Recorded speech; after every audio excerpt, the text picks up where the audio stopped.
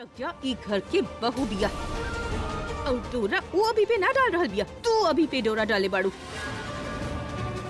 अरे धर्म पत्नी बिया होकर दूसर औरत तू बाड़ू, हमेशा रहलू और हमेशा रहबू।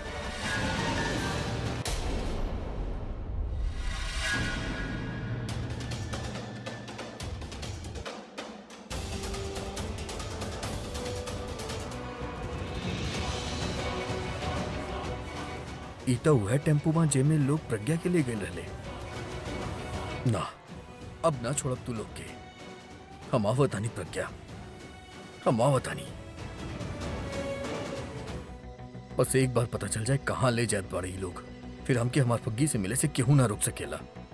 पहले ओकरा बचाई, फिर ई लोग के कीमा बना देब।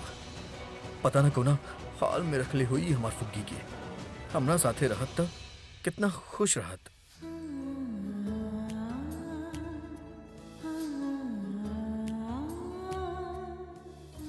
बेचारे की हमेशा हमरा वजह से ही सब मुसीबत उठावे के पड़ेला।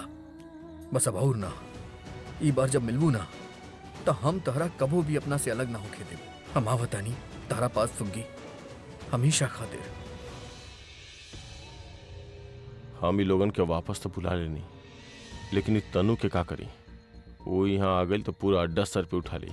सुना सुना के हमारे कान से खून निकाल दी। ओकरा फोन पे ही सब बता देता नहीं कि यहाँ का हो गई। अब जब प्रज्ञा का ही ना तो वो यहाँ आके का करी?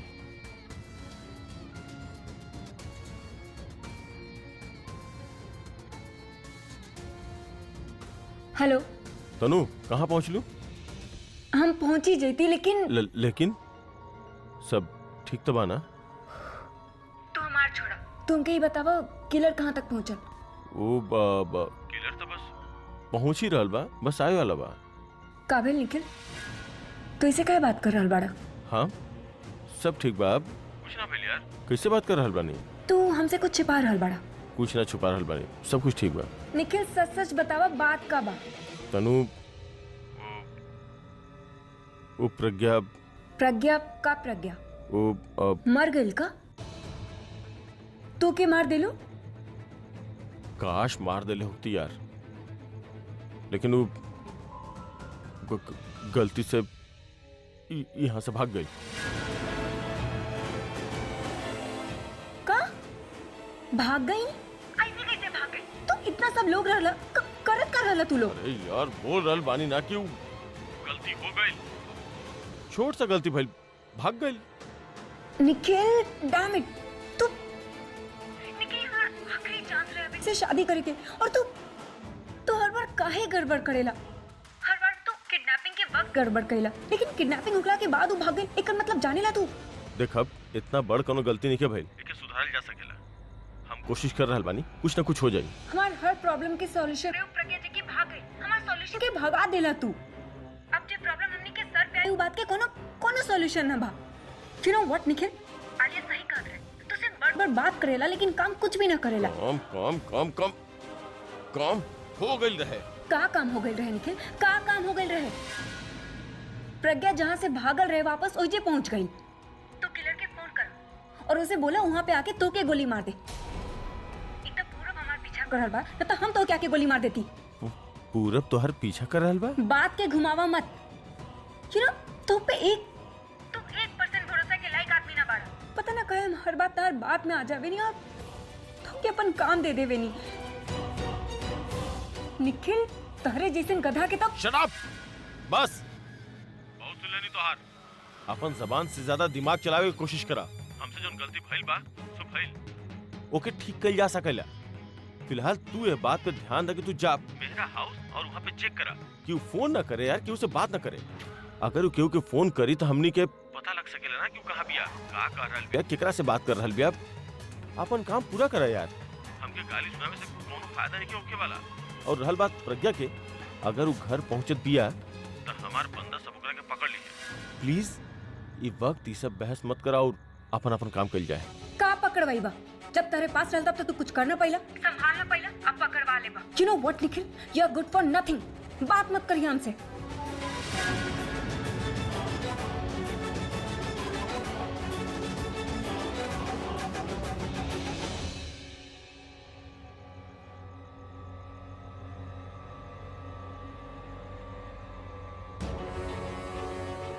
ई विजय कहाँ गई? हम ओकरा एजे रुके खातिर बोले रहनी है। अच्छा छोड़, अरे चल लागत बा एजे रखले बाड़ी उ लोग फुग्गी के।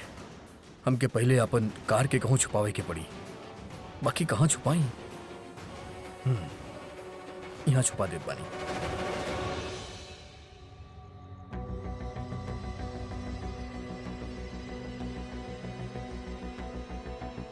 बस फुग्गी, हम आवत आनी तरह बचावे। हम जाना तानी तू हमसे नाराज होबू पर जब हम तोरा ई गुंडन से हीरो की तरह बचाईब ना, तब तू एगो हीरोइन के तरह हमरा से पट ही जइबू।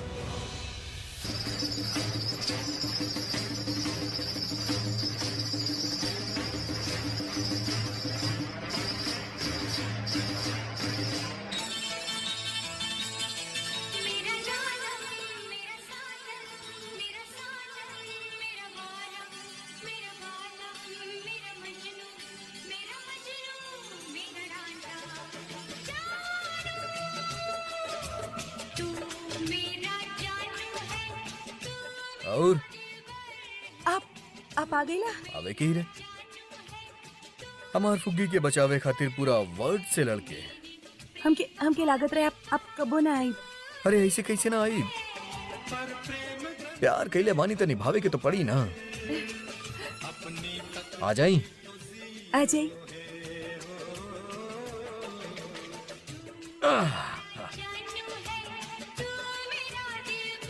और कितना किडनैप हो खेलू? हाँ बस कबो कबो खोल दी। खोल दी।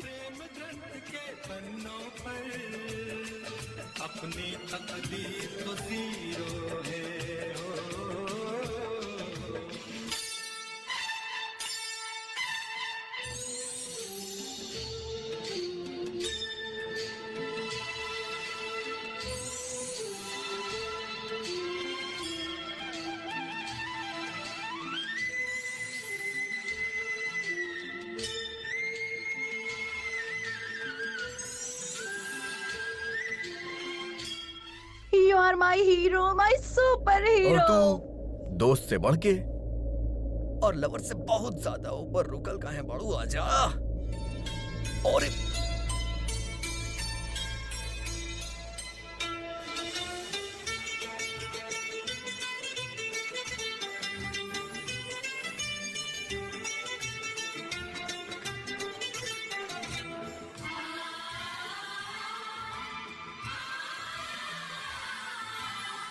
कितना काफी है तू मुझे प्यार करता है, इकरार करता है। क्या तुझे एक पल में दिल सौ बार करता है? देखे कौन जुदा हमको दिलदार करता है, इनकार करता है। प्यार कहाँ लोगों का इंतजार करता है? तेरी बातें तू ही जाने, मैं तो बस इतना जानूं, जानूं, जान जान जान जान जान जान जान जान। मैं तेरा जानू हूँ, तू मेरी दिलबर है। मैं तेरा जानू हूँ, तू मेरी दिलबर है। हर प्रेम दर्द के पन्नों पर तू मेरा हीरो है। ओ अच्छी कहा यार, अंदर अभी गई नहीं ना और सचमुच के हीरो बन गई नहीं यार। अभी आज तारा अपन हीरोइन के बचावे के बाद सचमुच के हीरो बने के टाइम आ गेल बात। चल अबे निकम्मा लोग, तू लोग यहाँ पे क्या कर रहल बड़े? अरे सर जी कहाँ भइल? हम तो मैडम के ढूंढ के साथ में लेके आवत रहनी और आप बीच रास्ता में हमनी के वापस बुला लेनी। कहा है कि तू गधा की वजह से अब हम उनके धक्का खाए के पड़ी। यही सब थोड़ा बाहर गेट पे तू खड़ा रहला। हाँ साहब। साहब गल तेल लेबे का करत रहला बाहर? तोर सामने से एगो लड़की भाग के जाले और तू कुछ ना कहला। सुतल रहला? साहब हम तो चौकन्ना बैठल रहनी साहब, अंदर से हमके खटखट के आवाज आयल रहे, मगर हम सोचनी कि इतना खूंखार गुंडा होने के बावजूद लड़की कैसे भाग सकेले। तो तू बेफिक्र हो गिला? तो क्या का लागल? अंदर के लोग बाहर के काम हम संभालब, यानी नौकरी तोर चाकरी हमार ना सर। और तब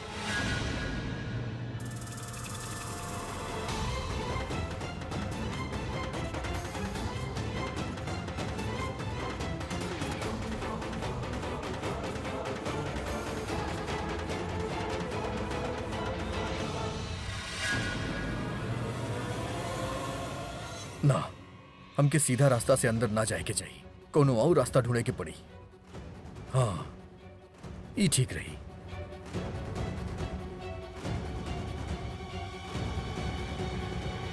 तहरा प्यार में काका करे के पड़त बा फुग्गी। कहाँ रहनी हम सिकंदर और कहाँ बन गइल बानी बंदर। बाकी फुग्गी होई कहाँ? शायद वहां हुई।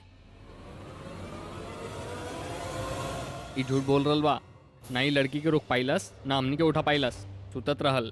काबे काम के टाइम पे सुध बे, काम के टाइम पे तो सुध बे, काम के टाइम पे तो सुध बे। हाँ चल पीछे जो, थानेदार मत बन, चल।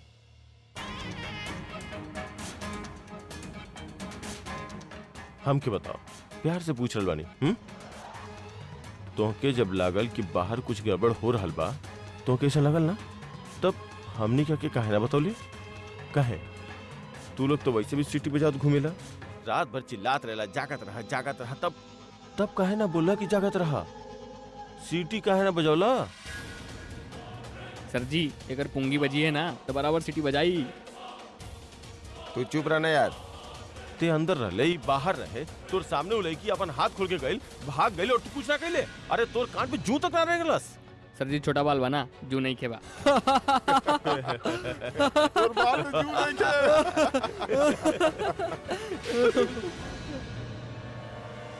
लागत बाप वो गुंडा लोग वैजा पड़े। इधर आ, यहाँ एगो काम ढंग से ना हो रहल बा और तू दांत फाड़े में लगल बड़े। तू सबके गलती बा, एक काम बराबर से ना कैलस। अरे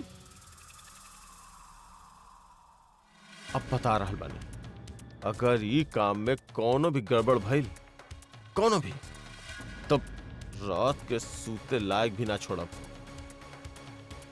सर थोड़ा बहुत गलती तो आपकी ही हुआ क्या भाई लोग? हाँ सही बात सही बात। आप भी तेज रहनी है ना? हाँ। अब आप ओके काहे ना रोको नहीं? हाँ हाँ आपके गलती बा। तू हमसे जमा लड़ी बे ना? बॉस बनी हम। हाँ बॉस बनी ना हम। बॉस लड़ी बे, बॉस से जमा लड़ी बे। हाँ? तू रहले ना हो जा, रहले ना तू। हाँ? बॉस से जमा लड़ाओ थोड़े। और तू निकम्मा बड़ा सबके सब। ये आवाज हम कहूँ सुन ले बानी। केकर आवाज भाई?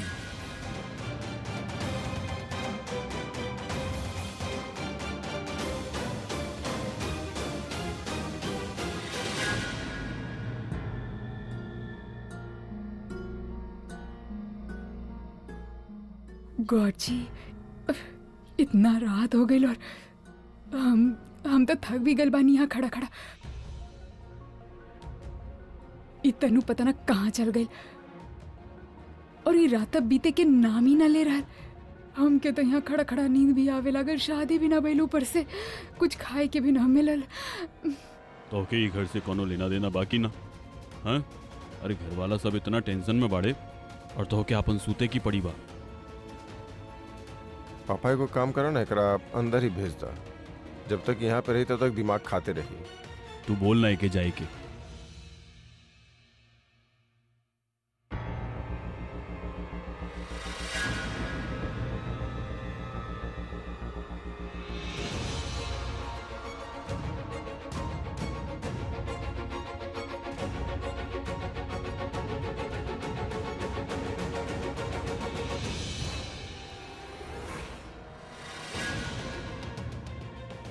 आ गए दुल्हन जे हमनी के फुल टेंशन दे के रहले बिया, हमनी के नींद तक उड़ा के रख ले भी आई। तनु तनु तनु का तमाशा लगा के रख ले बाड़ू तू? हम सब तोरे खातिर इतना परेशान बनी और तू बाड़ू की जैसे तो के केहू के परवाह ही ना, बिना बतेले कहीं भी चल जालू। तो के पता बा तोहार डैड कितना परेशान बड़े तोरा खातिर कब से तोके ढूंढ रहल बड़े तोके बार-बार फोन कर रहल बड़े और तू फोन ना उठा रहल बिया। अरे ऐसे क्यों करेला क्या तू तू तू हम सब इतना टेंशन में बानी तू गइल कहां रहू Mom, बतावा। Please stop it.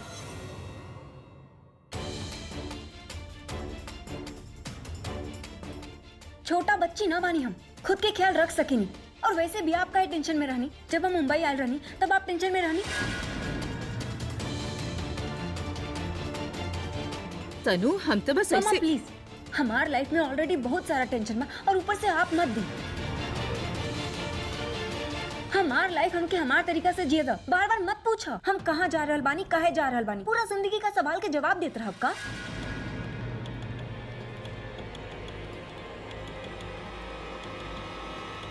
पर तनु इतना रात के ऐसे का जरूरी काम रहे जरूरी जेकरा काम खातिर रहल।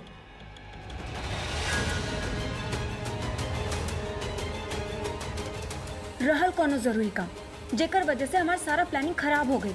जाने चाहत बानी आप तो सुनी। एक इम्पोर्टेंट पर्सन रहल जे कहीं चल गई और ओकर वजह से हमके बहुत बड़ा लॉस भइल है।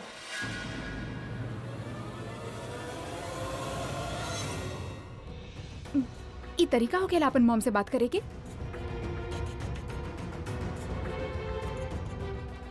तो और हम का करी आलिया? तू जानत बाड़ू का भइला? तू जानत हम बाड़ू? जानत बानी तहार कितना बड़ लॉस भइल बा, लेकिन just calm down, okay? Just calm down. अपन फैमिली से ऐसे ना बात करल जाला तनु। आलिया हम तब तू हमरे साथे ऊपर चला, हमने कमरा में बात करल जाए। कम हम कहीं ना जा रहल बानी।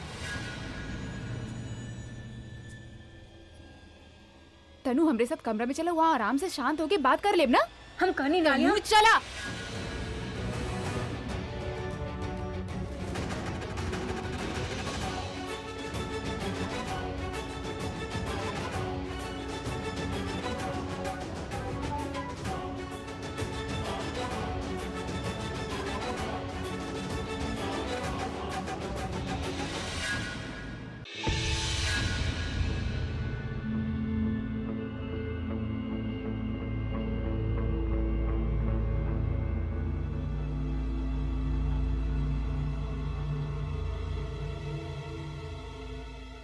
ये आदमी बहा के कुछ समझ में नहीं आवत और ई जौना तरह से बाकी सब गुंडा लोग से बात करत बा ऐसा लगत बा जैसे ई सर्कस के रिंग मास्टर हा।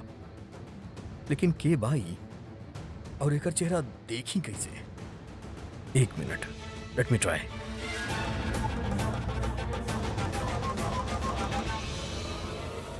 ये ऐसे जगह पे का गिर रहल बा यहाँ पे? ये कौन चीज की आवाज बा?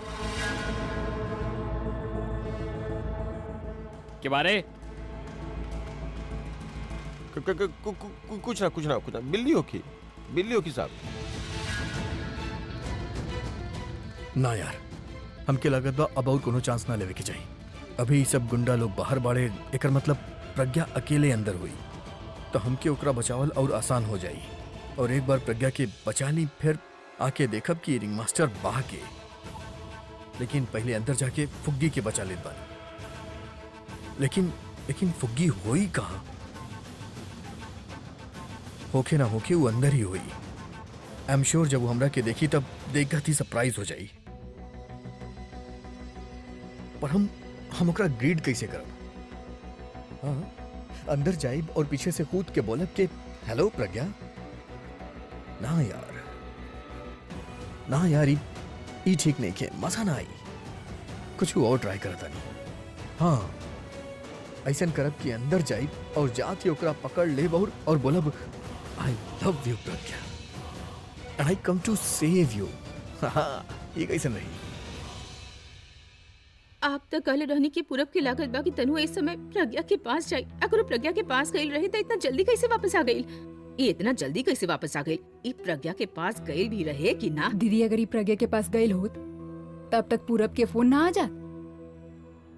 फिर ई इतना गुस्सा में काहे रहल? हमके तो लागत बा दीदी के पता चल गई बा कि पूरब एकर पीछा कर रहल बा, यही से आधा रास्ता से वापस आ गई। इंदु बिल्कुल ठीक कह रहल बिया। अब देख ले रहनी ना कैसे गुस्सा में वो पैर पटकत रहे, जैसे कोनो ओकर प्लान रहल जे फेल हो गई और ओकर बड़ा सा अपन माँ पे निकाल रहल बिया। सही कह रहल बानी आप, पर एकर दिमाग में चल का रहल हो प्लान का होखी ई कैसे पता करब? अरे दीदी ओकर फिक्र आप मत करी, इनके प्लानिंग के तो हम पता कर ले और इनकर बात के रिकॉर्ड करके भी लेके आई। एक के तो हम रंगे हाथ पकड़ के दिखाई। सही कह रह दिया तू। पूरब घर के बाहर होके जे काम ना कर पैलस ना, हमनी घर के अंदर होके ई काम कर ले। शाबाश, जा।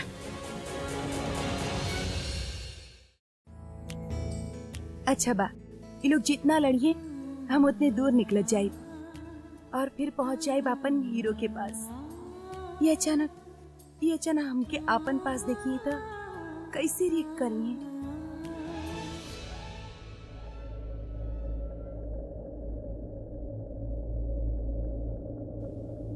सुना, हम आ गई नहीं। फुग्गी तू?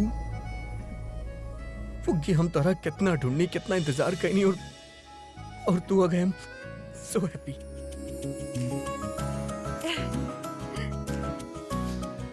और जब हम इनके बताए कि कितना दिमाग लगा के मुंह से भगनी, कितना हिम्मत दिखा कि उनके बीच से भाग आए नहीं, तब क्या करी हो? हमार बहादुर फुग्गी बिना केहू के मदद से गुंडा लोग से लड़के अली। पता बा, आई एम सो हैप्पी। हम ना तहार राजा और तू हमार रानी। अरे हमार का तू तो झांसी के रानी बाड़ू, आवा गले लग जा हमार रानी। हमसे तो ही सफर ही ना कर रहल, जितना उनके बारे में सोच रहल बानी उतनी ही उतावला हो जा रहल बानी। और जब से ये पता चलल कि वो हमके ढूंढे निकलल बानी, हम अर्पण कर रहल बा उड़ के उनके पास पहुंचाई, या फिर ये ट्रक के ही पंख लग जावे और ये हमके उड़ा के उनके पास पहुंचा देवे और ये हमके देखते ही गला से लगा लेवे।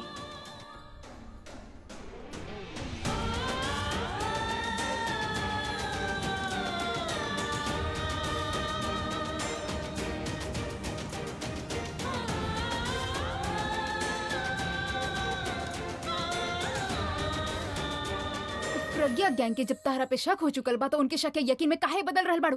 कहा जरूरत है तो कि अपन मॉम से ऐसे बात करे के? तो हम का करी आलिया? केकरा पे अपन गुस्सा उतारी? हमार लाइफ के सबसे बड़ हार में हम प्रज्ञा पे गुस्सा उतारे चाहत रहनी, लेकिन अब वो भी पॉसिबल ना। काहे पॉसिबल ना? मर गइल का प्रज्ञा? अगर मर जात तो मैं तक गुस्सा में नजर ना आती, तो नाच रहा लोग हम। तब फिर वहाँ से भाग गई और वो यहाँ घर पे आ रहा बिया, कोनो भी वक्त पहुंच रहा लोग की बस। भाग गई? अरे कैसे भाग गई? वो निखिल के चंगुल से कैसे बच सकेले? वो बोले रहनी वो निखिल एक नंबर के बेवकूफ इंसान बा, कौनो काम के ना। बस बात करवाला हम ई कर सकेनी, हम वो कर सकेनी, लेकिन ना, ओकरे बस के कुछ भी ना हा। हर बार ओके प्रॉब्लम क्रिएट करे के बा। अनबिलीवेबल। जब वो यहाँ पे आयल हम बोले रहनी ओके बीच में इन्वॉल्व मत करा, लेकिन ना, तो ओके भी बहुत पड़ल बा कि निखिल के हर चीज में इन्वॉल्व करे के ही बा। और गलती वो निखिल के भी ना, गलती तहार बा तनु। आई मीन लाइक हर चीज बिना पूछे के करे के बा, आपन चलावे के बा, तब चलावा। निकल गए प्रज्ञा निखिल के हाथ से। का करबू तू अब? कुछ ना कर सकेलू। आई स्वेयर अगर कानून अगर एक खून माफ करे ना तो प्रज्ञा के छोड़ा उन निखिल के जान से मार दी हम। अनबिलीवेबल। एगो लड़की के पकड़ के ना रख सकत? का कर रहल बा वहां पे? यू नो व्हाट, हमनी के तो दुश्मन के भी वेट ना करके बा अपना आप के मारे खातिर। हमनी के तो बीच में ही हमनी के दुश्मन हमनी के साथ घूम रहल बाड़े, थैंक्स टू यू। और निखिल हमनी के दुश्मन से कोनो कम ना बा, और वो यहाँ पे आयल तहार वजह से सब कुछ खराब है, तहार वजह से सब कुछ बिगड़ल। अब डाल देलू फिर से मुसीबत में। सब कुछ निखिल के वजह से बर्बाद हो गई।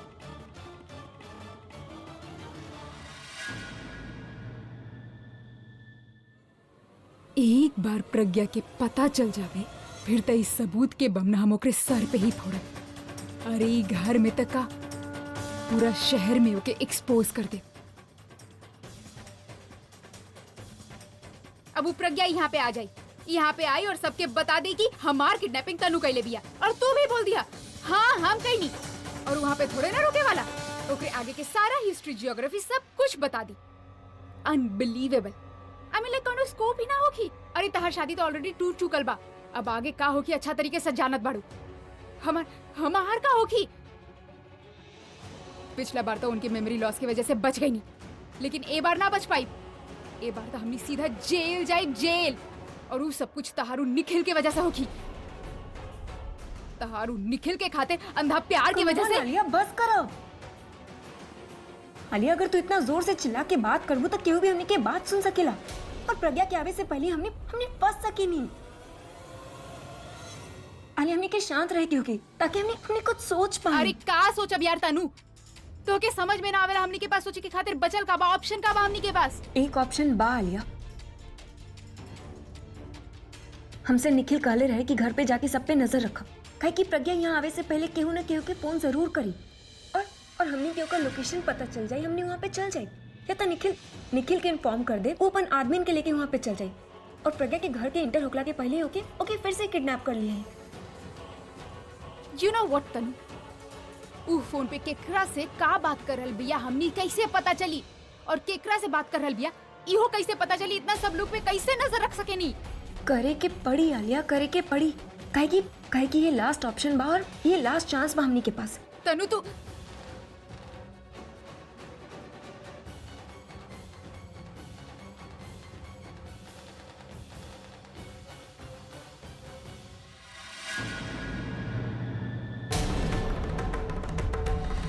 दासी, आप हमनी के कमरा के बाहर का करत रहनी? हम यहाँ से गुजरत नहीं, हम तू दोनों के प्रज्ञा के बारे में बात करत सुन ली।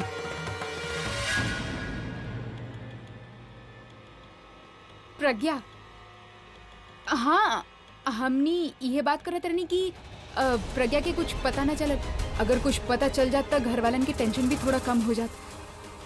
अब हाँ ये बात करत रहनी हमने ना, तू लोग फोन के बारे में बात करत रहला। फोन, हाँ फोन के बारे में तो बात कर भी ना दासी। किडनैपिंग भइल बा, किडनैपर कौनो न कौनो डिमांड खातिर फोन तक करिए ही ना। अब अगर ऊ ना करिए तो फिर किडनैप काहे करिए, अब कुछ न कुछ डिमांड, बस वही बात करत रहनी का तनु। अब राइट हमने ये बात करत रहनी। कुछ तो बाजे छिपा रहल बानी, और ये बात के पता हम करके रहा। यहाँ तक कहूँ नहीं क्या दिखत, ये पूरा तबेला में एक कमरा तो यह बा, वो यहाँ नहीं किया तब ताहुर कहाँ हुई, कहीं ओकरा पीछे तो नहीं खे। अरे चुहिया थोड़ा ना भी हमार फुग्गी।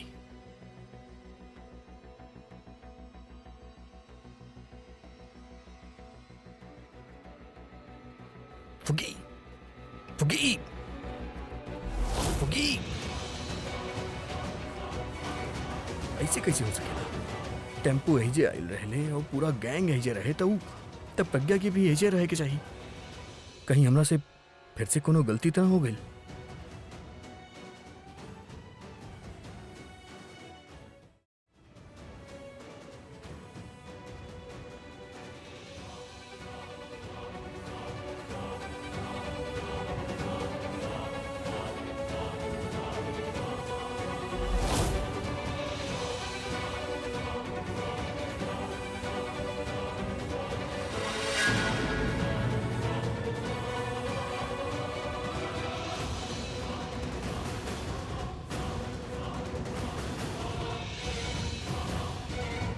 सर जी पहले जौन हो लोग के छोड़ी, अब आप ही बताई अब क्या करे के बा?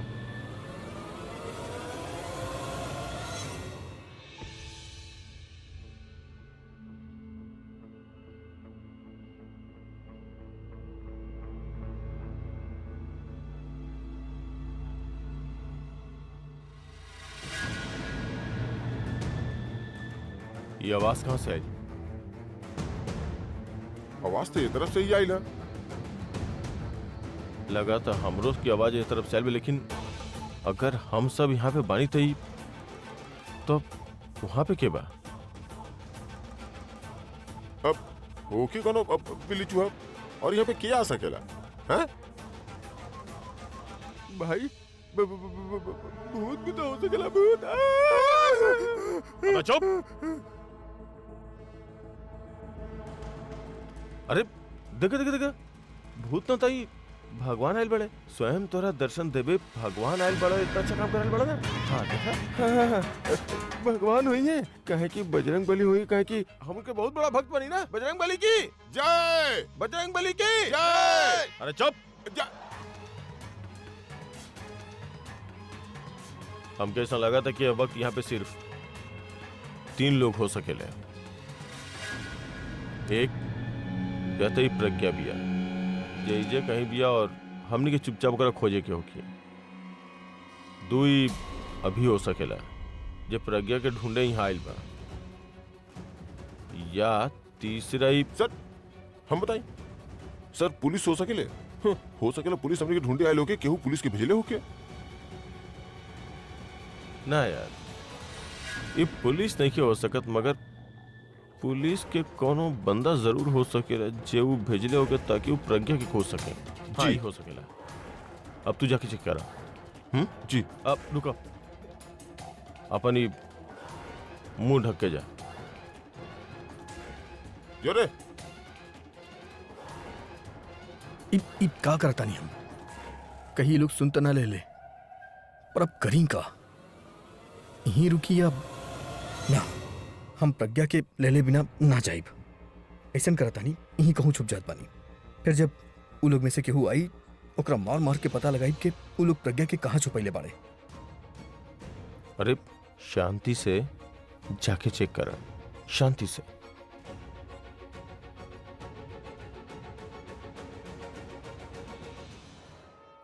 इधर देख रे, तू होने देख।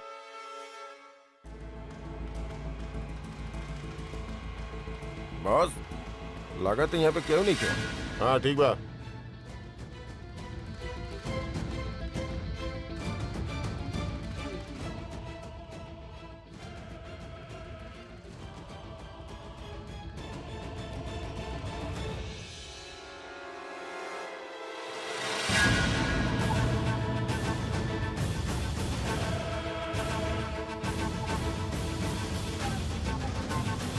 ओह नो, हमके तो लागल रहे कि वो एक आई, पर यहाँ तो पूरा सर्कस आ गया।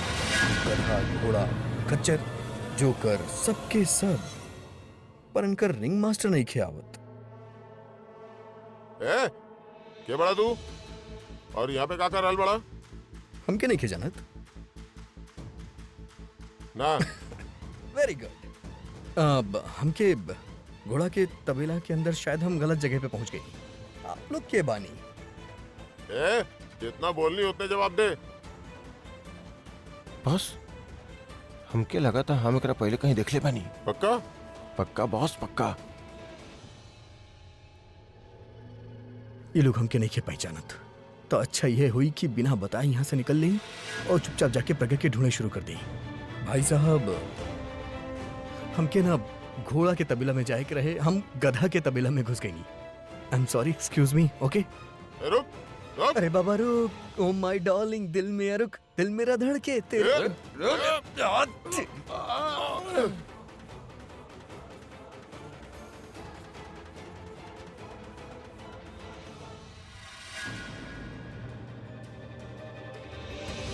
पकड़।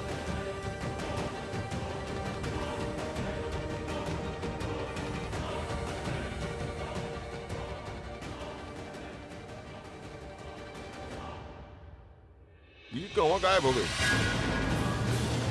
गेम खेल रहा था, तू तीनों तरफ देखा और अलग अलग, समझला? और अच्छा से तू एगो काम कर, हमने उस तरफ निकल जाई।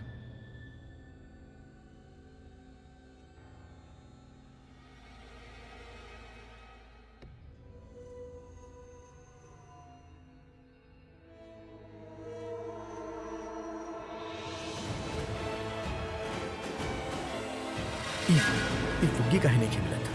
आवाज लगाई तो ना यार, आवाज लगाई तो सबके पता चल जाए कि हम यहाँ कोना खातिर आइल बानी। ये लोग के पता ना चले देव, और एक एक करके सब जगह चेक करतानी के ये फुग्गी बिया कहाँ। अरे पकड़ा रे, पूरा हाल।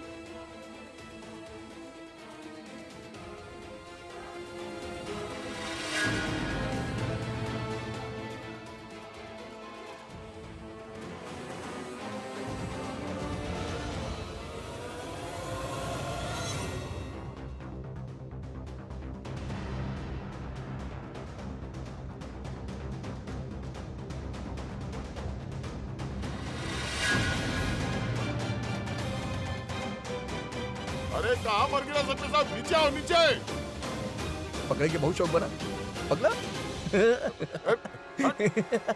एगो काम कर, मुर्गा बन। जल्दी बना, जल्दी बना। अबे इधर घोड़ा बन। बन, घोड़ा। अरे घोड़ा। घोड़ा बन।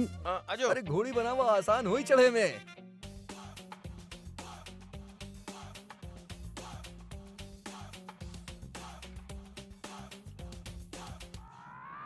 अच्छा से, अच्छा से।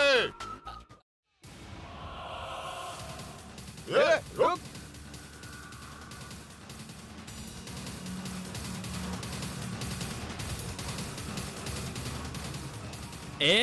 रुको रुको रुको रुको।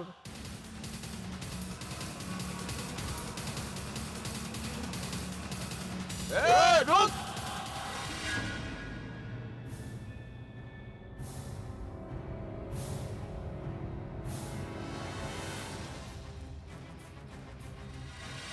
ये तो सर्कस के जोकर की तरह भाग रहा बा। ए चल चल। ए अरे ये उम्र में ए हाथी पकड़ाओ के, नाच पकड़ाओ रहे। के।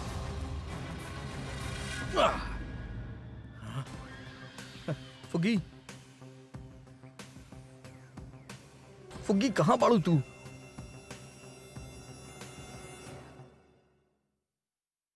फुगी फुगी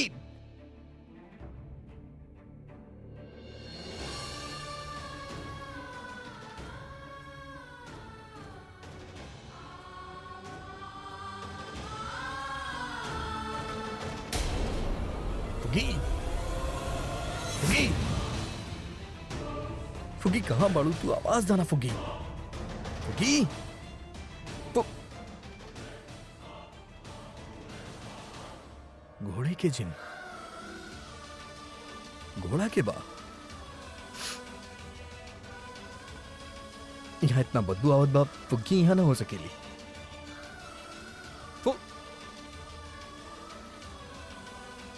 घोड़ा के प्रसाद भी बा। बच गईला बेटा अभी ना। तो आज तो हैप्पी बर्थडे टू यू फुगी फुगी। ए रुका, फुग्गा वाला वाला का तू? अरे कहा भाई साहब हमके नहीं की पहचाना था। हम रॉ यो। हाँ भाई साहब हम फुग्गे वाला फुग्गा ढूंढत रहनी ना हम। हाँ ना हम वो रहल फुग्गा। किधर? ओहर किधर? अरे ओहर ओहर। अरे किधर? अरे देखला। अरे हाँ किधर? अरे किधर? अरे वहाँ किधर? देखा ना।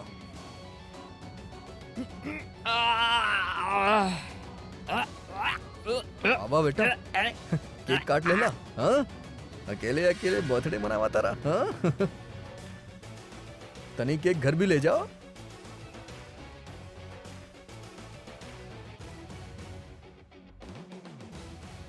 फुगी आवाज तक कहाँ बाड़ू तू? फुगी फुगी फुगी।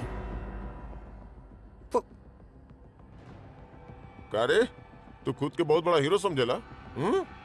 अब निकाला तेरी तोर हीरो पंती तोर तो। अबे तेरी तो कबो देख लेना बड़े का सिनेमा में हीरो के एंट्री पे सीटी मारल जाला। हाथ ना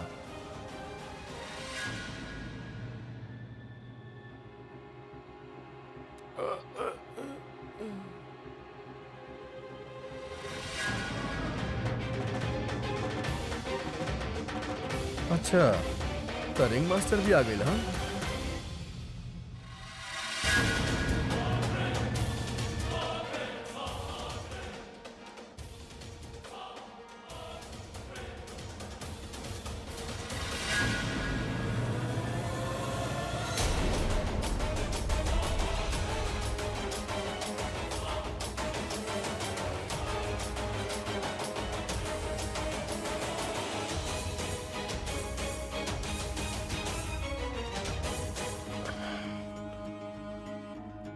हमारी बात ध्यान से सुना। ये और कोई ना बल्कि अभी तो रॉक स्टार ही बा। हाँ हाँ यहाँ प्रज्ञा के बचावे आइल बा। कोनो भी हाल में ही यहाँ से बच के ना जाए के चाहिए। अगर यहाँ से भाग गेल ना या बच गेल तो हम तू सबके ना छोड़ब। हमारी बात ध्यान से सुनिया। ओकरा कोनो भी हाल में पकड़े के बा। हाँ कोनो भी हाल में।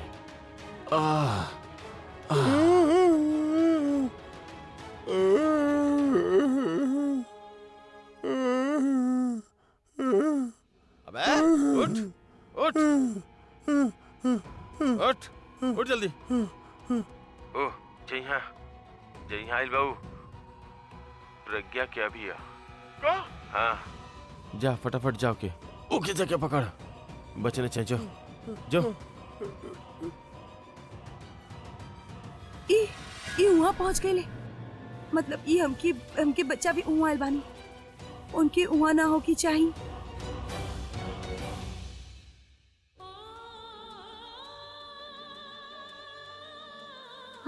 हम वहाँ ना बानी प्लीज। अब कैसे बताएं कि ही बानी ना वहाँ हम अब।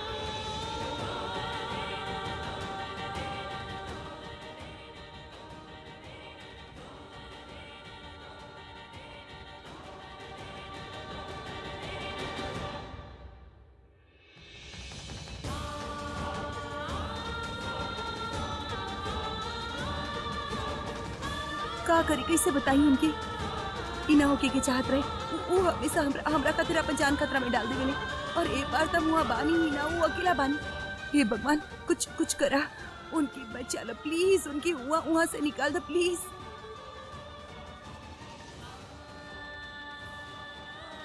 अगर वो यहाँ से निकल ना तो हम तुलोन के ना छोड़ब जान से मार दे। जा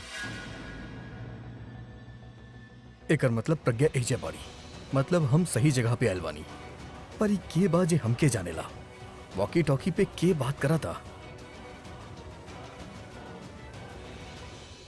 मिलल ना मिलल भाई ना मिलल। तू लोग ऐसे कुत्तन की तरह झुंड बना के ओकरा मत खोजा। अकेला अकेला आदमी अकेला अकेला कोने में खोजी अकेला अकेला कमरा में समझला। अब जा जा जा रे। ठीक है चलो आजा।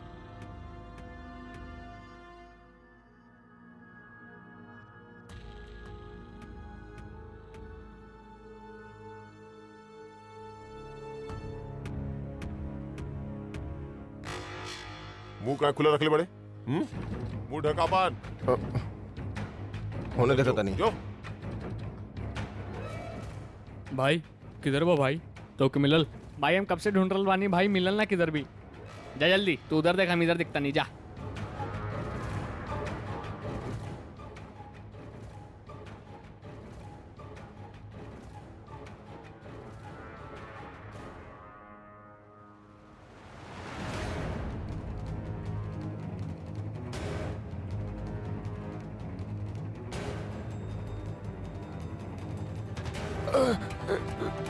छोड़ दो हमके छोड़ दो। हम मर जाए हमके मत मारा हमके जान से मत मारा। हमके छोट बच्चा मारा। आवाज कम छोड़ दे। पहले ही बताओ प्रज्ञा कहाँ भी आ। छोड़ दो हमके मत मारा हमके जान से मत मारा। हमारे छोटे छोटे बच्चे बाड़े हमारे। आवाज कम छोड़ दे। पहले ही बताओ प्रज्ञा कहाँ भी आ। हमके प्रज्ञा हमके ना मालूम। हमके ना बोल। पता नहीं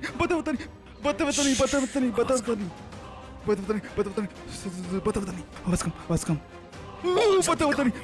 पता नहीं।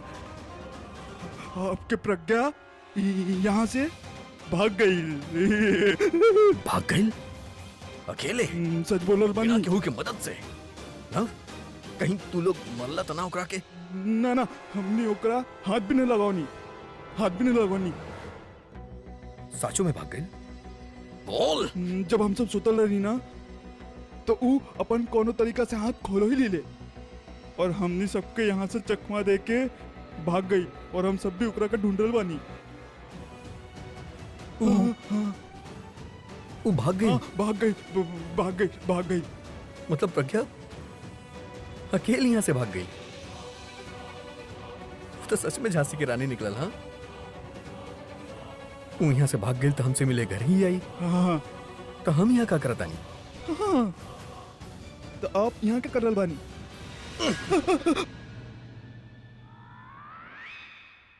काहे करे ले सब? हमारा छोटा बच्चा बा। हाँ मुर्गी बनी। मुर्गी बोली मुर्गा ना। और नीचे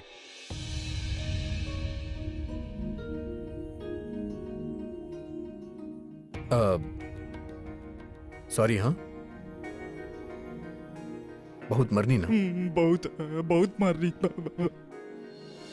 दर्द होत बा? ठीक हो जाई।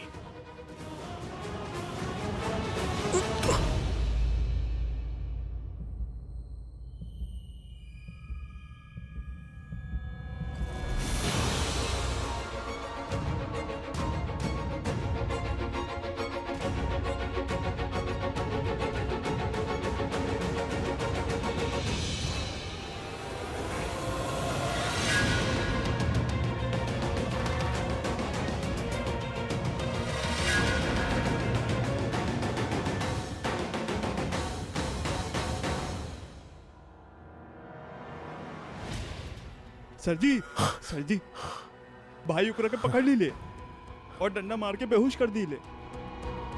हाँ ये कुछ ढंग के काम कैले बाबू। मैं ना भाग गेल त का भइल? ओकर तोता जेकरा में ओकर जान बसल बाऊ त हमनी के हाथ लग गइल। जाके ओकर हमारा सामने लेके आवा। ठीक बा ठीक बा।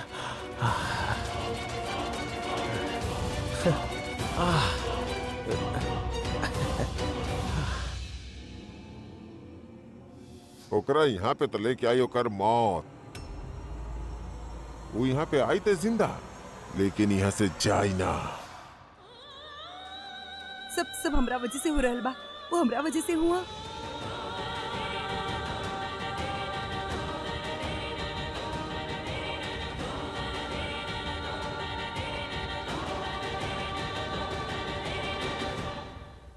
हमेशा हमरा खातिर अपन जान मुश्किल में डाल देवेलन।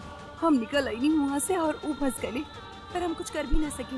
हमके ढूंढे के चक्कर में हम काहे न बानी उनका साथ। हमके वहीं रुक जाए की चाहत रहल। हमके पता हो कि चाहत रहल कि हमके ढूंढे निकलल बड़े, तो हमके ढूंढ के ही रहिए ना। हम काहे आ गई नहीं वहाँ से।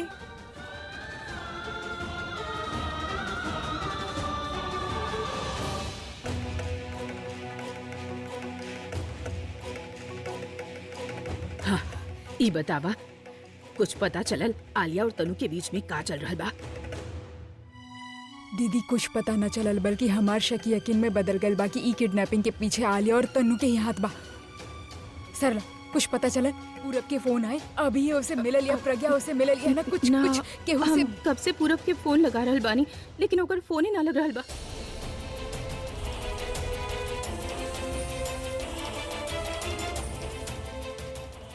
दीदी आप अभी के फोन लगाई ना, उसे पूछी ना वो प्रज्ञा तक पहुंचल या ना पहुंचल, ओकरा से मिलल या ना मिलल। आप ओकरा के डायरेक्ट फोन करी।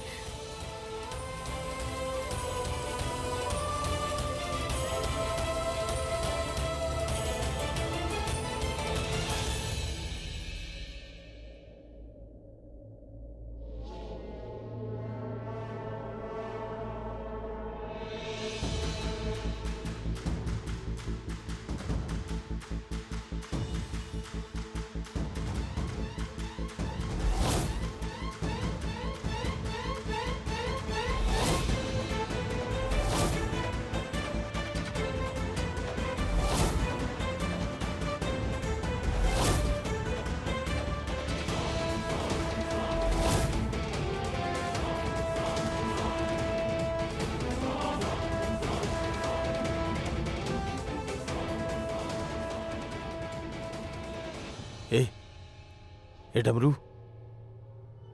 आज कैले बाड़ो तू शेर के शिकार। और शेर के शिकार सिर्फ बब्बर शेर ही कर सकेला सर जी।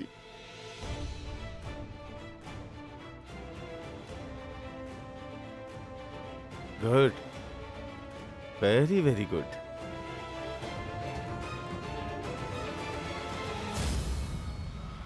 बहुत होशियार बनत रहला ना, हीरो बनत रहे। हमके मरबे? हाँ, हमके मरबे? ये ले, अब देखा तनी अभिषेक मेहरा, तोर एक एक चोट के बदला लेब तोरा से।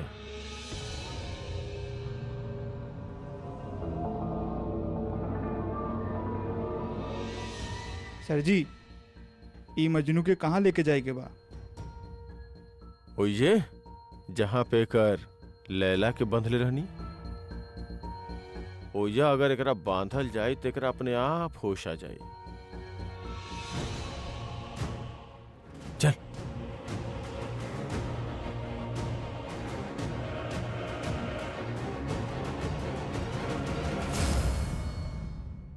रिंग तो जा रहल बा पर उठावत नहीं खे।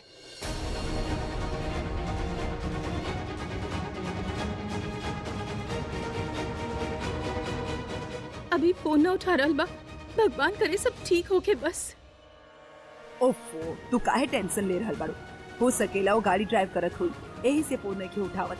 जब कहूँ रोकी तो तोहके फोन कर ली थी। एक बात और भी हो सकेला, कहीं प्रज्ञा के पास ना पहुँच गई होके और फोन साइलेंट पे कैले हुई कि केहू लोग होकर फोन की आवाज ना सुन लेवे। अब पॉसिबल बा दीदी, पॉसिबल बा। अब बिल्कुल सही कहा दानी।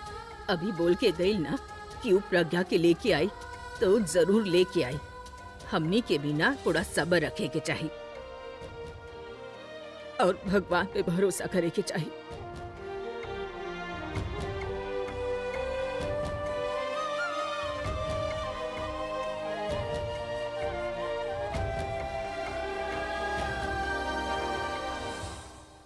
वो लोग बहुत खतरनाक बड़े, उनका मार के बात करत रहले।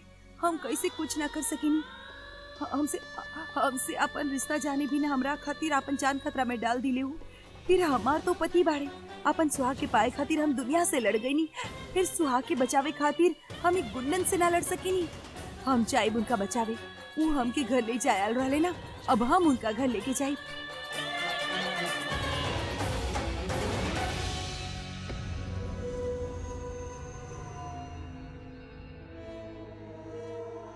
भाई साहब, ओ भाई साहब,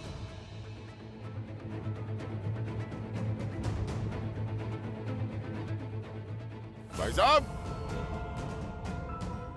ओ भाई साहब, भाई साहब।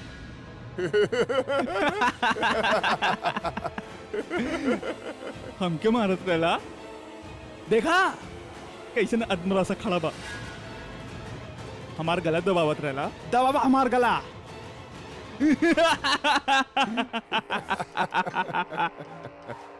और एकरा कहल जाला अपन पीठ में तीर लियल। गलती कर दिला तू यहाँ पे आके। अब तू तो आ तो गई बड़ा, लेकिन जईबा ना। तू हमके खोल तो सही, ओकरा बाद तोरा के दिखाई खोल। भाई साहब, अब आप और आपके जान हमनी के कब्जा में बा। यही से तनी तमीज और तहजीब से बात करा। अरे तू तड़ाक हमके पसंद नहीं खे, समझ आइल?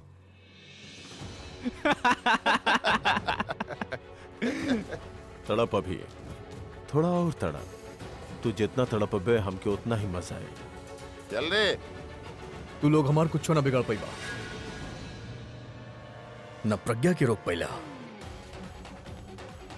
न हम के रोक पाइबा। और हम यहां से भागब ना, तू सबके मार के जाएगा।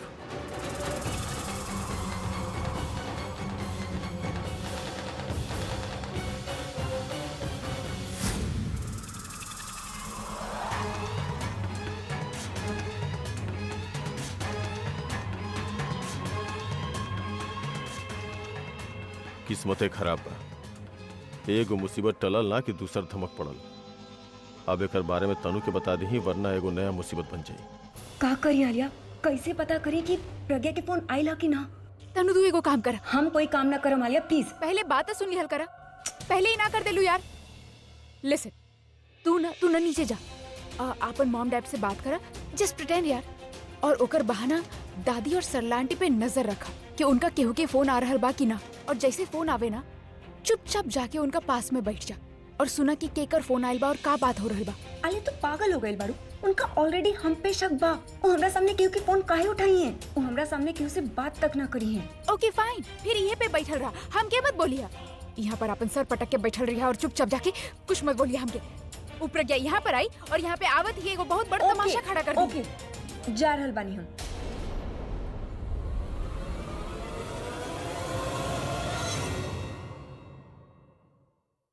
केकर फोन बाब? निखिल के। अनबिलीवेबल दिस का। फोन मत उठाइए, अभी के अभी काटा अभी। आलिया हो सकेले कोनो गुड न्यूज़ होके। गुड न्यूज़ सेकंड हम यार। हेलो तनु प्रज्ञा हूँ हाइल भी क्या? ना अब तक तो ना आई। शुक्र बा, कुछ तो अच्छा खबर मिलल। अच्छा खबर? हाँ तनु, प्रज्ञा अगर वहाँ आ जात तो न जाने का हो जात। का हो जात मतलब? अभी तक बड़ बात करत रहला, अब काहे घबरा रहल बड़ा? तनु हमके ऐसा लग रहा बा जिससे हमारा सारा सितारा गर्दिश में बा। कभी भी जमीन फट जाए और आसमान टूट के हमारे सिर पे गिर जाए। निखिल हमके साफ साफ बतावा, बात कहा। होके के काबा प्रज्ञा नाम के मैना यहाँ से उड़ गई और ओकरा खोजत खोजत ओकर तोता यहाँ पे आ गई। का तोता? अभी यार और के का मुंबई पुलिस से ज्यादा जल्दी ये अभी रिएक्ट करेला प्रज्ञा खातिर। प्रज्ञा के कोनो भी केस होके 2 घंटा में रिजल्ट निकाल के देवेला। न जाने कैसे सूंघत सूंघत यहाँ तक आ गई। हमार बात सुना, उ तो के देखलक तना ना? ना तनु हमके नइखे देख ले। हमार बंदा तनी हाथ पर चलौले लेकिन अब ओकरा बांध के रख ले बड़े। का ई करे के का जरूरत रहतो के? और क्या करते? आरती उतरती ओकर तो हर हिसाब से हमके ये कहल चाहत रहे कि हम ओकरा से कहती कि हमार हाथ पैर बांध द अच्छा से, ओकरा बाद हमार मुंह से सच उगलावे और अगर कसर बाकी रह गइल होके हमके जान से भी मार देवे, है ना? शेर के शिकार अगर ना बने के बाद तो ओकर शिकार हमनी के खुद करे के पड़ेला। रहल बात ये भी के अगर हम एकरा के पकड़ ले बानी तो हमें सिर्फ हमार ना तोहार भी फायदा बा। अगर वो हमार मुंह से हमार सच उगलवा लेला तो तोहार भी सच सबके सामने आ जाए। यही से हम जे कर रहल बानी हमके करे दा और तू अपन काम पे ध्यान रखा। तू प्रज्ञा पे ध्यान रखा कि वहाँ ना आवे और अगर आवे तो सबसे पहले हमके बतावा या फिर फोन भी करे तो हमके सबसे पहले इन्फॉर्म कर दिया। रखा तनी फोन।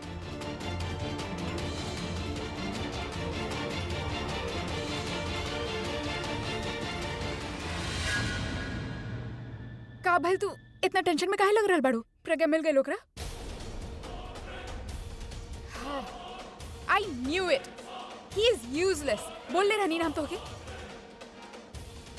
वैसे तू का बोलत रहलू के ओकरा ना देख ले? के तनु? आलिया वो का अभी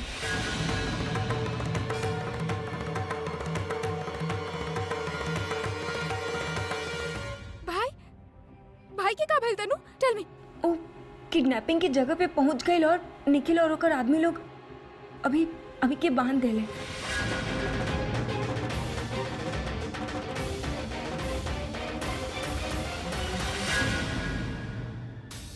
रुका, ट्रक रुका। अरे ये आवाज तो अपन ही ट्रक से आ रहल बा।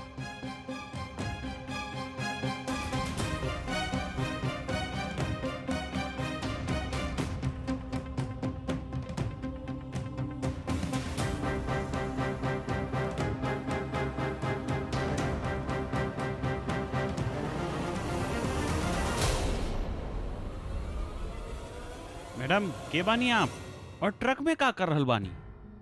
ई तो हमके तोसे पूछे के चाहिए कि हम तो ट्रक में का कर रहल बानी। हम तो पुणे जाने वाला ट्रक में बैठल बानी। ए पुणे जाए चाहे मुंबई, ट्रक से काहे जा रहल बाड़ू? और तोहके देख के तो ऐसा लगता कि तू अपन ही शादी से भाग के आयल बाड़ू। भाग के नहीं, भाग के चाहत रहनी, शादी करे चाहत रहनी, भाग के।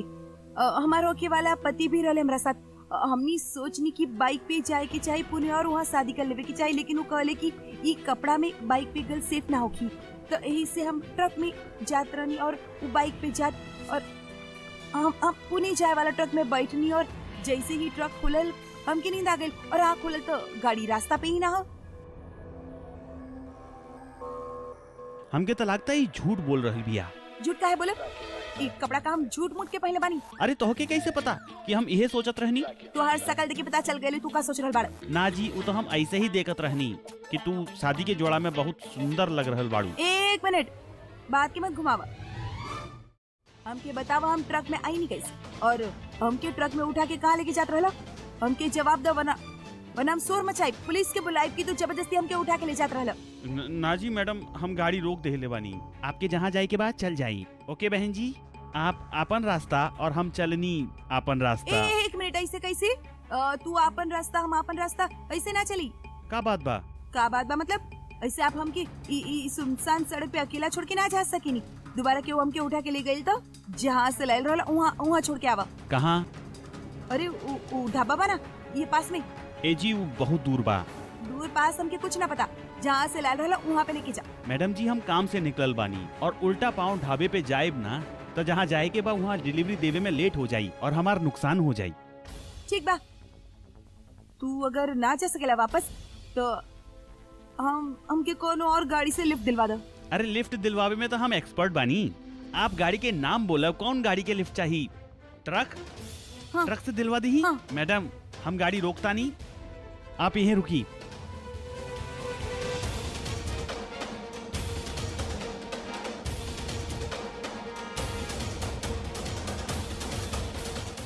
अरे का बात हो गई भाई? सरदार जी मैडम थोड़ा गलत रास्ता पे आ गए बाड़ी, तो इनका जरा आगे वाले ढाबा पे छोड़ दे। अरे कोनो बात ना, बैठा दी ही मैडम के छोड़ दिहल जाही। Thank you so much. तनी संभाल के ले जाए, अकेला लड़की बिया बेचारी भटक गए थोड़ा। जी आप चिंता ना करी, छोड़ देव जी।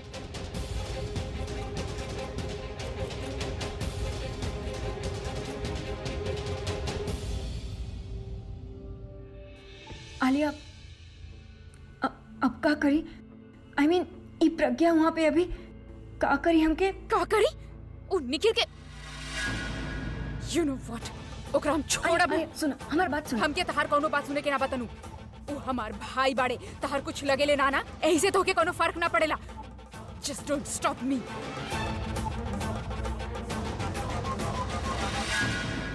हमार दिमाग काहे काम नहीं करत।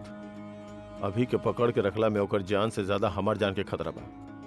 एगो तलवार लटकत रही जो कभी भी हमार गर्दन पे गिर सकेले। कुछ तो करे के पड़ी, इससे पहले कि तलवार हमार गर्दन काटे। हम गला तो बाद में कटी, पहले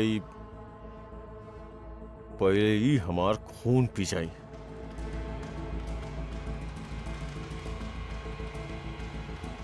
hello Alia. Nikhil you scoundrel! How dare you! तहार हिम्मत कैसे भइल हमार भाई के किडनैप करेंगे? हम तो के कहले रहनी। और कितना बार बोले के पड़ी कि हमार भाई से दूर रहिया। लेकिन ना, तो के बात समझे में ना आवेला निखिल। अब भी मौका बा, हमार भाई के वहाँ से जायदा। अगर उनका कुछ भी भइल ना, एगो खरोच भी पड़ल Nikhil, then I'm not gonna leave you this time.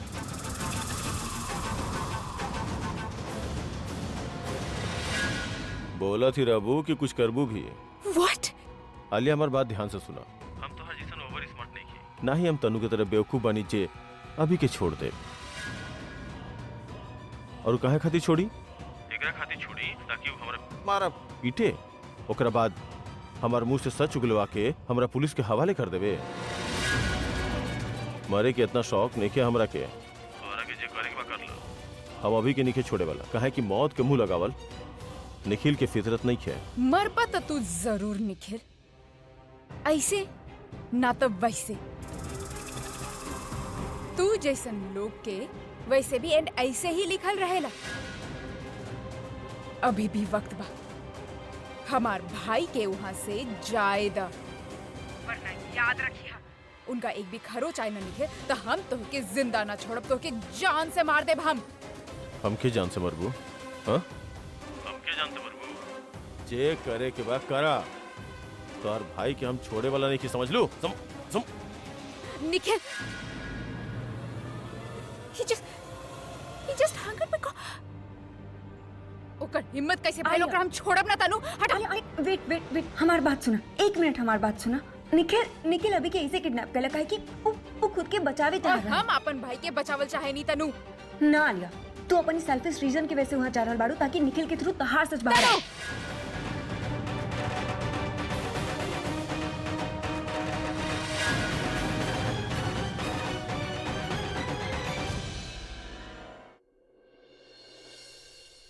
पता ना का होगत हुई हुआ, कैसन हाल में हुई हूँ। वो गुडन कहीं उनका महारत ना हुई है, हमार गुस्सा इनका पे ना निकालत होके। ना ऐसा ना होके के चाहे। हमार किला की सजा उनका ना मिले के चाहिए। हम क्यों उनका बचावे के ही होगी। हम हार अलबानी, आप अकेला ना बनी, हम हार अलबानी आपके पास।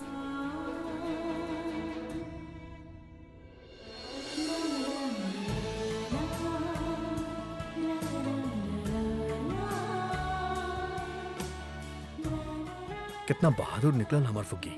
हम ओकरा हमेशा छुई मुई कमजोर समझत रहनी, लेकिन वो अकेले गुंडा लोग से बच के निकल गई।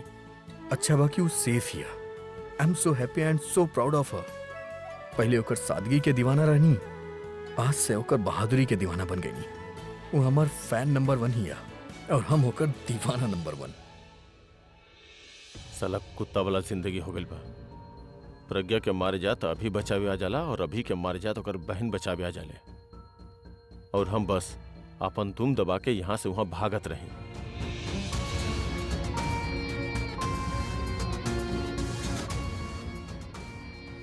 का बा सर जी, रॉक स्टार के का करे के बा?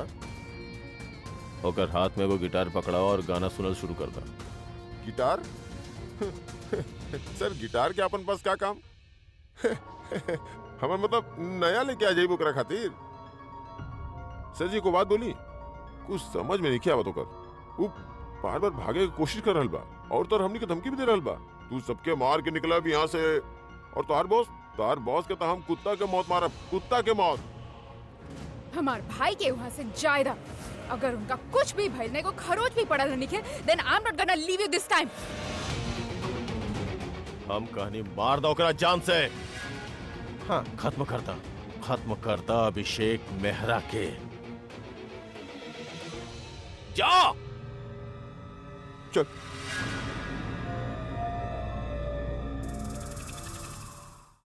भाई के कुछ ना हो सकेला।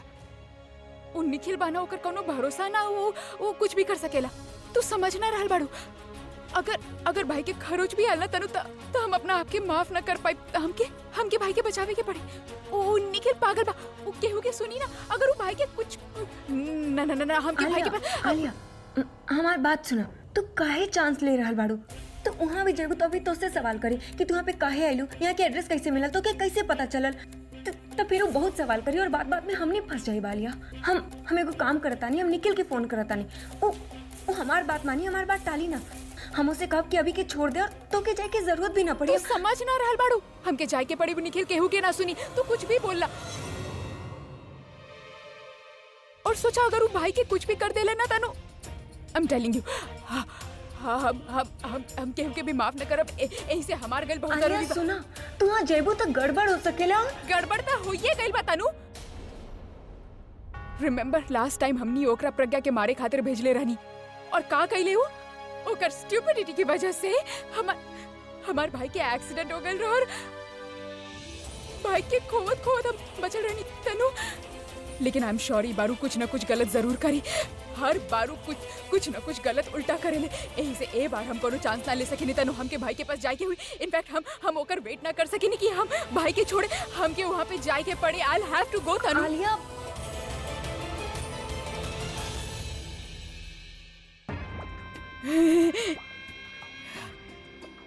का कमाल के खबर मिलल बाद मिताली।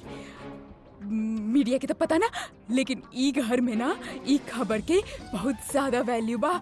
जाके दादी के बताएगा, माला माल कर दिए। लेकिन ना भी बतबलू दादी के तभी तो माला माल हो सकेलू। ई खबर के यूज करा, तनु और आलिया के ब्लैकमेल करा, तो वो भी तो के पैसा दी। मतलब दोनों हाथ में लड्डू। यस, क्या करना? कुछ प्लान सोचा कि कैसे तू माला माल हो सकेलू।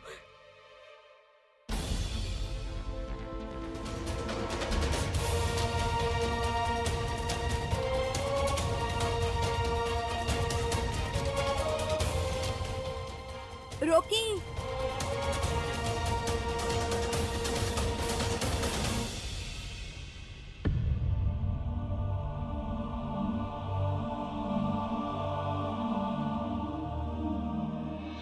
ओ मैडम जी, आप यहाँ काहे उतर गई नहीं?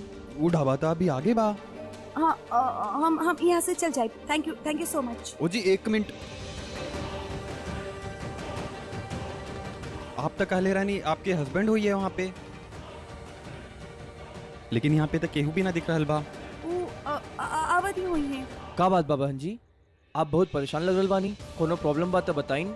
आपके पति के ढूंढने में हमनी आपके पूरा मदद करब। बहन जी बताइए अगर कोनो बात है तो।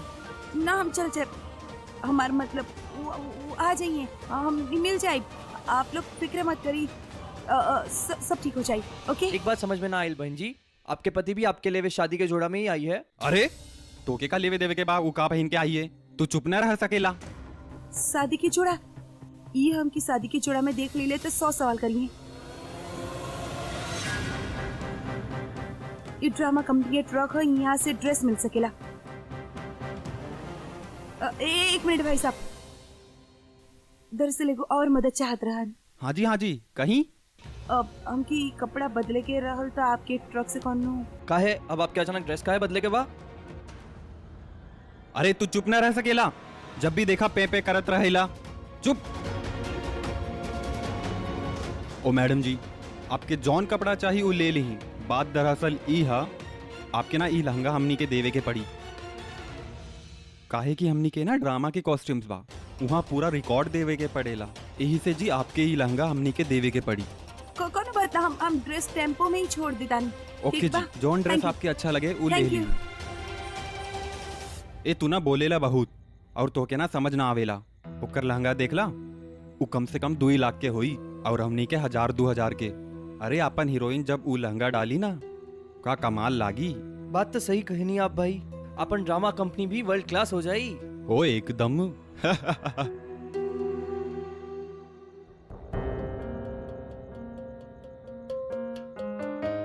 थैंक यू भाई साहब, आप लोग हमारी बहुत मदद करेंगे। Thank you so much.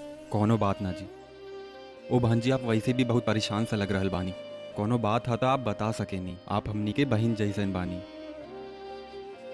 हमार घर के कोनो लड़की अगर ऐसे गईल होत ना, तो हम चाहत कि केहू ओकर मदद कर देवे।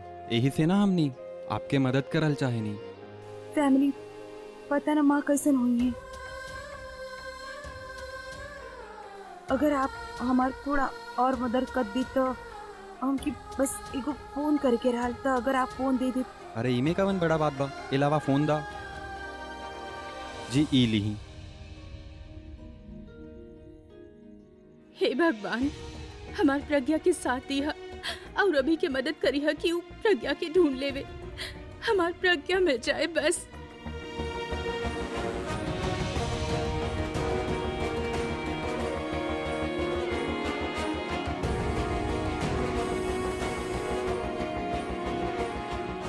हेलो माँ। प्रज्ञा, प्रज्ञा, प्रज्ञा तू बोल रहल बाड़ू ना? हम प्रज्ञा बोल रहल बानी। तू कहाँ बाड़ू बेटा? गुंडा चेतो के किडनैप करके लेके गईले रहले, चार लोग रहले। तू कहाँ से बोल रहल बाड़ू? तू का उनका यहाँ से भाग गइल बाड़ू का? प्रज्ञा बोला ना, जल्दी बोला। हाँ माँ, हम ठीक बानी। किडनैपर्स के पास ना बानी, हम वहाँ से भाग आइल बानी। कैसे भागलू तू वहाँ से? वो लोग तो क्या वे दिले? हाँ माँ, हम बतावता नहीं ना।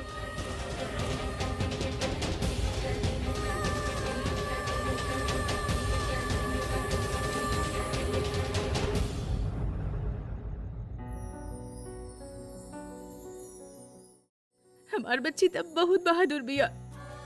तू कितना हिम्मत से वो गुंडन के सामना कैलू और भाग गईलू। अच्छा सुन, हमार परेशानी कम हो गई बस।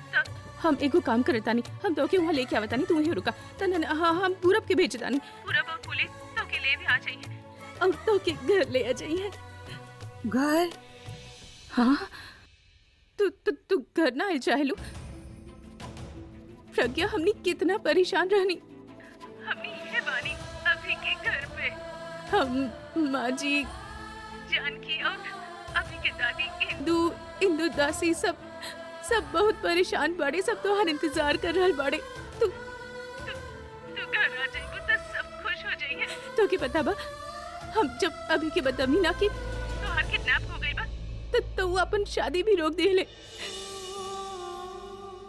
सारा फेरा भी पूरा ना कैला और तो के बचावे खातिर वो शादी छोड़ के चल गई।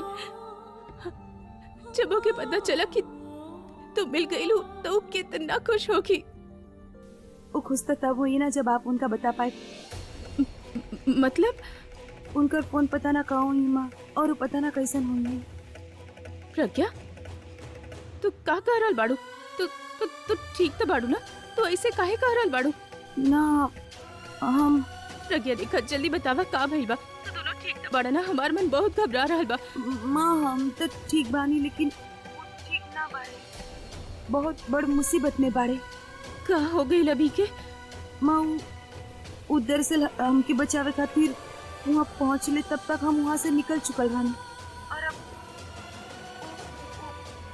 उनका पकड़ लेले बाड़े, उनका मारे के कोशिश भी कर सकेले। उनका जान खतरा में बा माँ, हमके वहाँ जाए की पड़ी।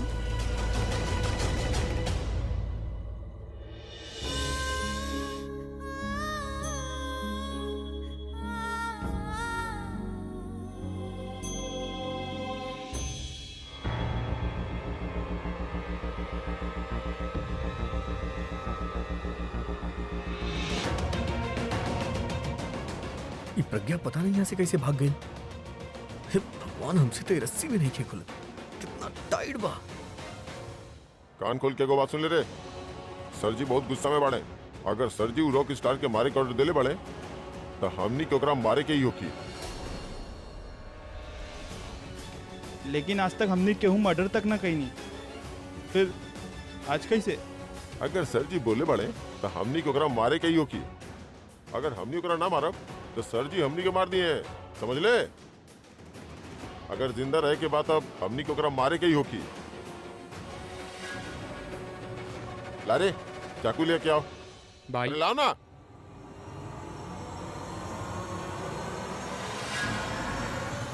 जब से खरीदने बानी एकरा एक को भी काम नहीं खियाई, और अब एकरा से पहला काम होती, और पहला काम होती हम जुर्म के दुनिया के बेताज बादशाह बन जाई। पहला काम, और वो भी इतना बड़ आदमी के, एगो रॉक स्टार के।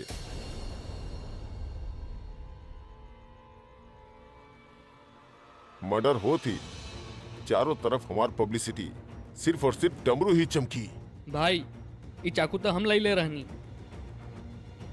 तुम्हारे के हक तो बनेला हमार भाई। सुन रहे, हमार बॉस बने सर जी, और तू लोग के बॉस बनी हम। यही से हम डिसाइड करब कि के मर्डर करी और के ना। ये गलत बात बा भाई। मारे के सबसे पहला हक ओकरा होके के चाहिए जेकरा मारे के दम होके।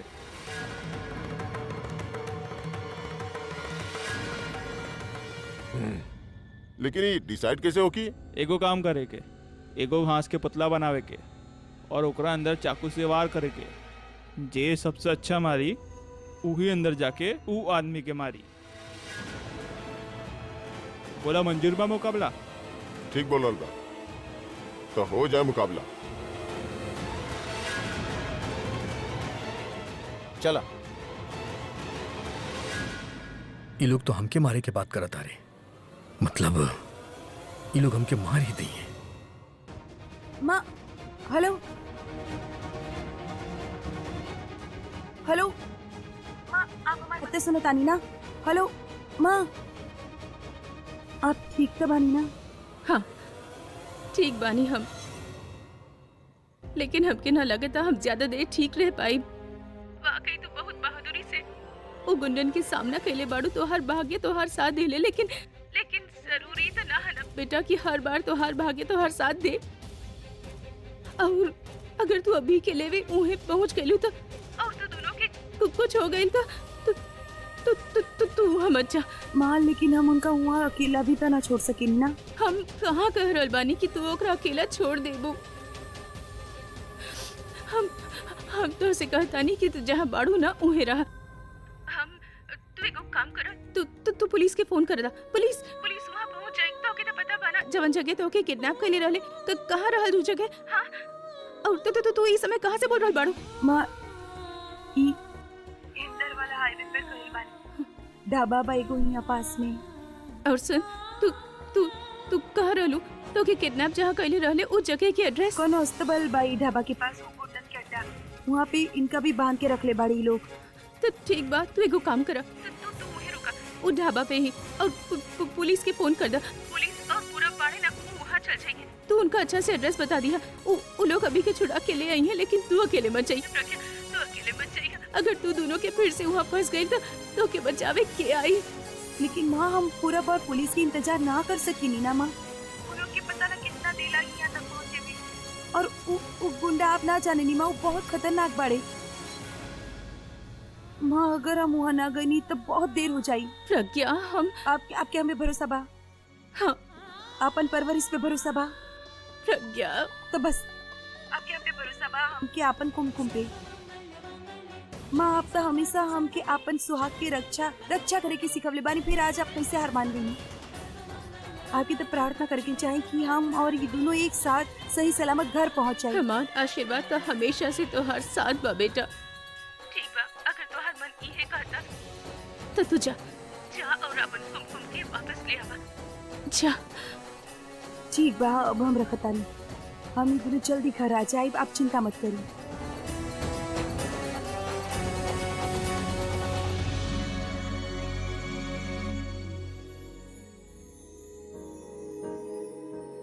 थैंक यू, सॉरी वो बात जरा लंबा हो गई।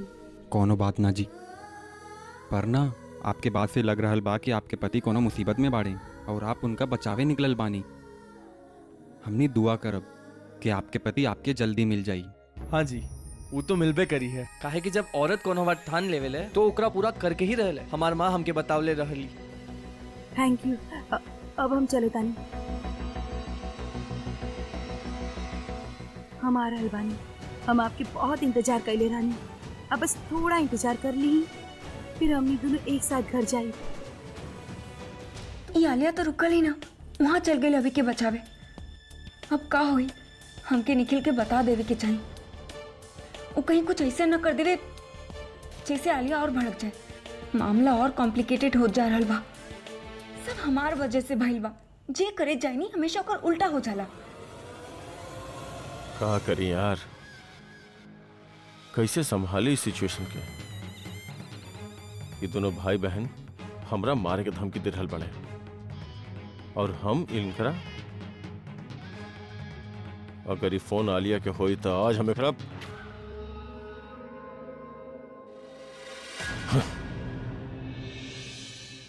बोलो तनु, तू भी अपन भड़ास निकालना। जाना तनी, सारा काम उल्टा करेनी, उल्टा दिमाग के बानी हम, यही से हमसे कोनो काम ना हो।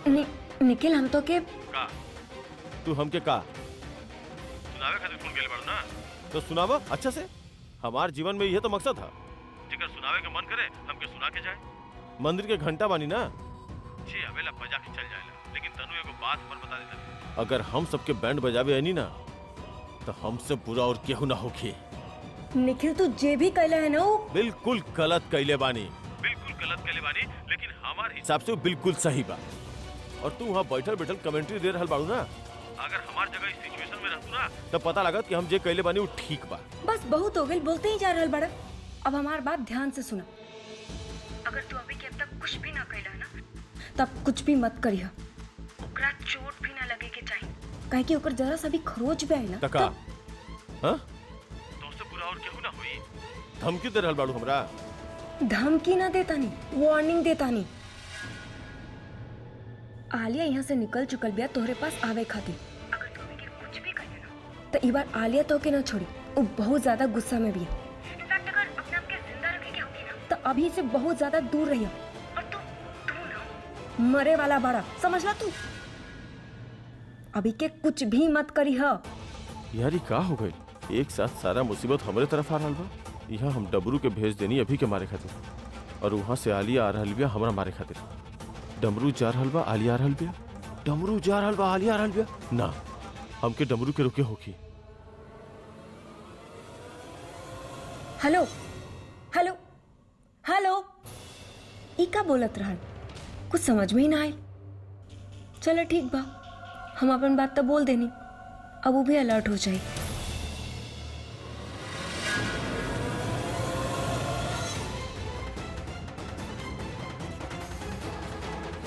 इधर आई।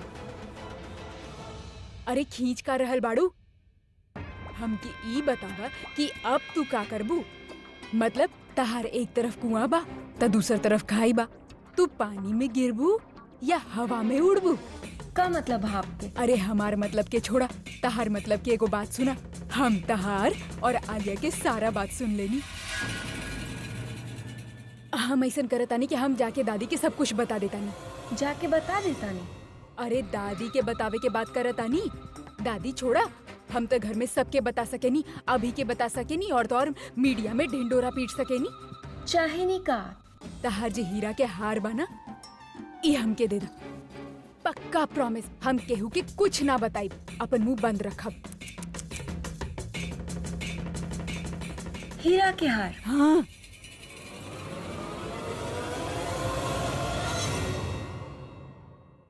शक्ल देख ले मानी अपन। जी हमारा हाथ। हीरा के हार ना चप्पल के हार पहनाए आपके। और पता होगा मरीन ड्राइव पे ना जुलूस निकाले आपके। अगर दोबारा हमके धमकी देलू ना तो आपके सारा पुल ना आपके सास के सामने खोल दो और हम तो कोनो भी तरीका से बच जाए। छोड़ा आप का करब कैसे बचब? दोबारा हमके धमकी देवे से पहले ना अपन सास के चेहरा याद कर लिया, समझ लो। हम समझ गए। नहीं हाथ तो छोड़ा बहुत दुख रहा बा तनु।